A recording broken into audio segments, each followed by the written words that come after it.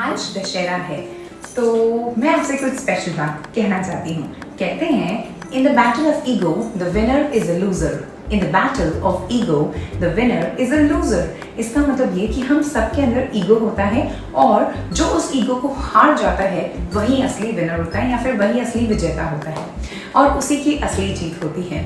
तो दशहरा हम सभी इसलिए सेलिब्रेट करते हैं क्योंकि लॉर्ड राम ने रावण को मार दिया था और Lord Ram was actually the symbol of good and Ravan, or rather I should say Lord Ravan, was the symbol of evil or ego।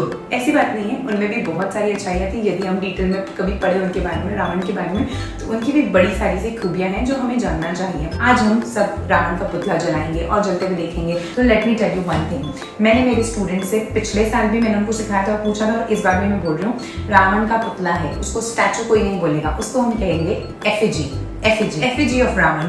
पिछले साल भी मैंने ये वर्ड सिखाया था अपने वीडियो में और इस बार भी सिखा रही हूँ। और कोई भी इसको स्टैचू नहीं बोलेगा क्योंकि सारे स्टूडेंट्स जो है ना वो पुतले को ना स्टैचू बोलते हैं। Statue is something different and effigy is पुतला। ओके, चलो एक ये बात हो गई। दूसरी बात, स्टैचू मतलब मूर्ति होता है एक्चुअली। और दूसरी बात मैं कह रही थी, हाँ एक छोटा सा वो रहेगा श्री राम का भी, आप देखोगे एक छोटा सा पुतला बनेगा, मतलब छोटी सी एफिजी बनेगी श्री राम की भी। और श्री राम के वो पीछे से वो आपने देखा होगा इमेजेस में भी कि उनके पीछे जो रहता है वो तीर रहते हैं बहुत सारे और उसमें वो किसी में रखे हुए रहते हैं वो तीर, ठीक है। तो जब वो तीर कमान की मदद से रावण को मारते हैं, वो तीर कमान जो रहता है उसको हम कहते हैं बो एंड एरो। और साथ ही साथ तीर को हम कह सकते हैं डार्ट, ओके, डार्ट कह सकते हैं या एरो, और तीर कमान को हम बो एंड एरो कहते हैं।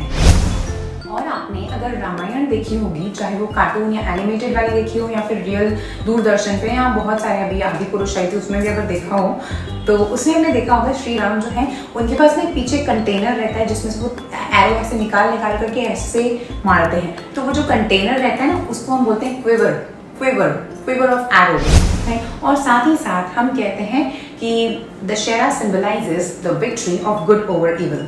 विक्ट्री मतलब जीत। आज मैं आपको जीत के लिए एक और नया वर्ड सिखाऊंगी और वो है Triumph. So you can also say Dashera symbolizes the triumph or the victory of good over evil।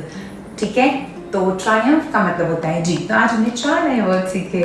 चलो भाई, ढेर सारी ज्ञान की बातें हो गई। अब हम जल्दी से जाकर ना पटाखे फोड़ो और रावण का पुतला जलाओ। और हाँ, रावण का पुतला जलाते जलाते ना मैं भी अपने अंदर के रावण को जलाऊंगी, जो मेरा गुस्सा और हल्का सा ईगो है वो, और आप भी अपने अंदर के रावण को जलाना। And that's all for today. I wish you all very dazzling and opulent Dashera। Happy Dashera, goodbye।